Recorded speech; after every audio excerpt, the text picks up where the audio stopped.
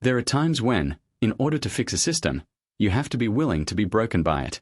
You have to walk directly into the fire, let the cancer consume you for a moment, just long enough to expose its roots. And I mean that literally. My name is Elijah Vance, but everyone calls me Eli. And the story I have to tell is about the afternoon I let a racist cop assault me with a $1,000 golf club on a scorching hot parking lot in Florida. Also, I could prove, on federal record, that in some parts of America, wearing a badge means you're just running a criminal enterprise. I was the bait in Operation High Noon, an 18-month sting run by the U.S. Treasury Department to expose systemic corruption in municipal police forces, specifically the illegal practice of civil asset forfeiture. We'd identified 43 cities where police used minor stops to steal cash, cars, and homes, netting over $2.3 billion that vanished from citizens, primarily minorities.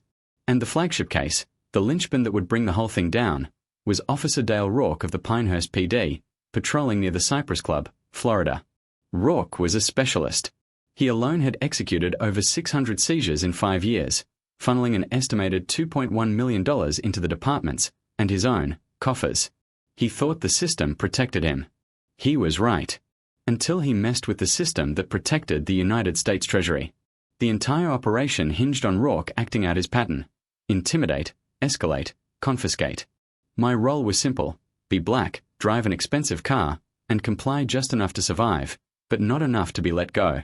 My car was a vintage British racing green Porsche 911, my wife Angela's anniversary gift to me. I pulled into the Cypress Club lot, the kind of place where membership costs $50,000 and everyone inside is white, wealthy, and silently judged. My tea time was set for 3 p.m. But I knew I wouldn't make it. The valet, a nervous white kid named Tyler, looked at the Porsche, looked at my navy hoodie and dark skin, and the math didn't compute in his young brain. He didn't check the system. He went straight past manager, past security, and dialed Pinehurst PD, non-emergency.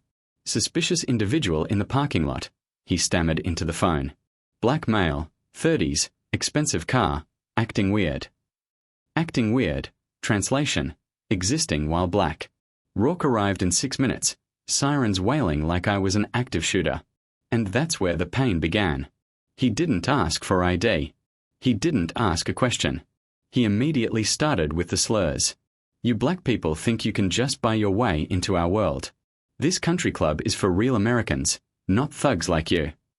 He grabbed the $1,000 golf club from my own trunk and swung it, the chrome shaft stopping inches from my skull.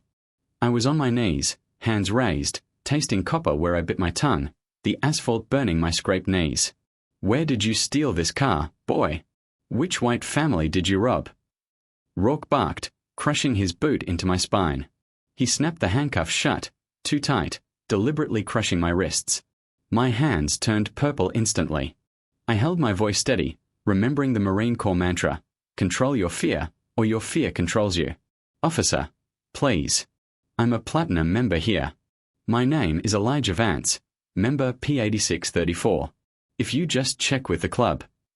Rourke laughed, a cold, cruel sound. Platinum. You hear this, Rodriguez. He was speaking to the second patrol car. This black boy thinks he's platinum. He hissed the truth into my ear. People like you don't get platinum memberships. You steal them, you forge them. Real Americans like me put you back in your place. I looked through the chain link fence. 60 people, all white, all wealthy, all clutching their phones like shields, recording, watching. Not one of them intervened. They were choosing the comfort of their privilege over the simple act of defending a stranger's dignity.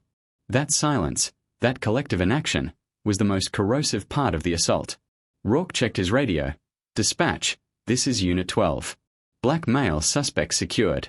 Stolen vehicle confirmed. Suspect was hostile. Refused identification. Attempted to flee. I was forced to use necessary physical force. Every single word was a documented lie, designed to justify the civil rights violation and the eventual seizure of my Porsche. My phone buzzed in his pocket. He pulled it out, saw the U.S. Treasury Department seal on the lock screen, and for 2 seconds, uncertainty flickered in his eyes. Then, the rage flooded back. He powered the phone off and shoved it into his pocket. Evidence. The humiliation was overwhelming. The pain was excruciating, but I didn't break. I didn't resist. I kept the aggressive suspect narrative from forming, adhering strictly to Operation High Noon's primary goal: document, survive, and hold position. I ran the odds, speak up, and it's resisting arrest, a code word for a lethal response. Stay silent, and silence becomes guilt. The equation never balances. There is only survival. I focused on the young Hispanic officer, Rodriguez, standing 10 feet away, body camera blinking red. Recording everything. Rodriguez's face showed conflict, his training fighting his survival instinct. He chose silence. His mouth stayed shut. But his body camera was the unblinking, honest witness we needed. 22 minutes had passed since Rourke first put hands on me. 22 minutes of counting breaths, trusting that the plan would work, even when my Marine Corps training screamed at me to fight back. My wrists were purple, my ribs ached where Rourke's boot had crushed me. But I took the humiliation, knowing that every lie Rourke spoke, every kick he landed, every act of aggression was a federal exhibit in the making. I looked at the tow truck arriving for my Porsche, Angela's anniversary gift, the symbol of everything we built, being dragged away like evidence.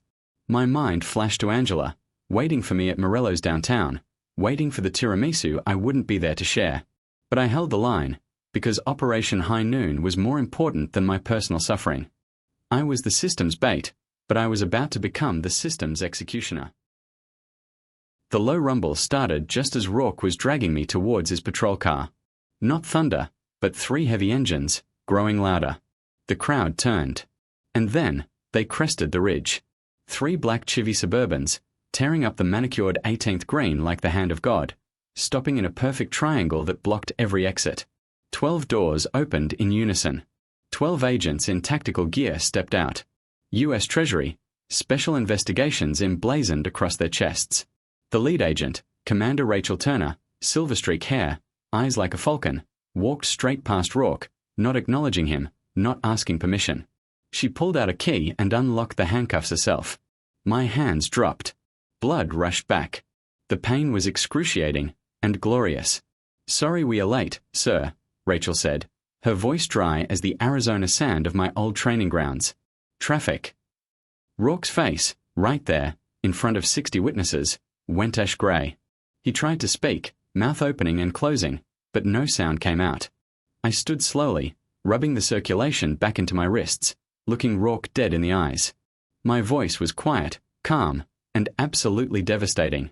"Now we do this properly." Rachel didn't waste time. "Officer Rourke, you've been under federal investigation for 18 months. Title 18, Section 242, Deprivation of Rights under Color of Law. Title 18, Section 1962, Racketeering, RICO predicate offenses." She pulled up a tablet, showing him the file, the spreadsheet with 600 rows of illegal forfeitures. "You assaulted a deputy director of the Financial Crimes Enforcement Network on camera. You are under federal arrest." The crowd erupted. Rourke, the untouchable, was collapsing in real time. I looked at Officer Rodriguez, who, in a profound act of courage, pulled his body camera from his vest and handed it to Rachel. "It's all there," he said, his voice shaking. Rachel plugged the camera in and played the footage for everyone to hear. My steady voice invoking federal jurisdiction, followed by Rourke's cruel sneer, "Federal jurisdiction? You think you're special?" And the sickening sound of my head hitting the patrol car. The true evidence was overwhelming. Rourke's personal bank records showed deposits correlating to 83% of the seizures. He stole money from Thomas Bennett, the veteran who tried to help me, forcing him to take out a loan for his grandson's tuition. He wasn't subtle. He was simply protected. Rachel's team moved swiftly, arresting Rourke and his accessories, Kowalski and Jensen. They walked Rourke to a federal SUV. As they passed, Rourke looked at me one last time. "You set me up." "No," irraplia sufli. "I gave you a choice. You made it." I watched my vintage Porsche, the physical symbol of my hard-won success, being unhooked from the tow truck. I drove away from that parking lot, toward Angela, toward the anniversary dinner, toward the 42 more cities that needed Operation High Noon. 3 days later, Rourke was led away in an orange jumpsuit. He faced 8 federal counts, with minimum sentencing guidelines adding up